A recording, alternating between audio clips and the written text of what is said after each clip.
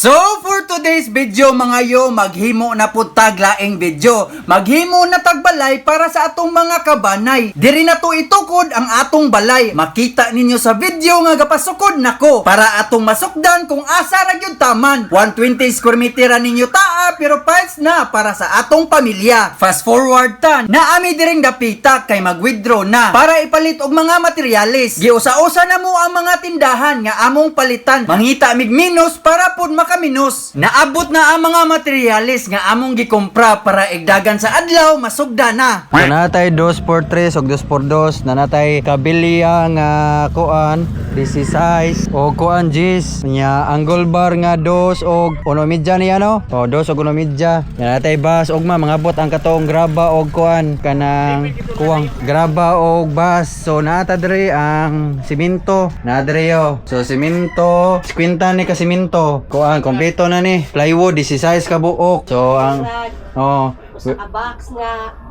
sa kabox nga langsang unya kuan kanang orderonon pang kuan maabot to mga steel deck para sa kuan roofing na nato no sa pangkuan na. So maura sa nang update karon nangumprag materyales. So sakto ra na.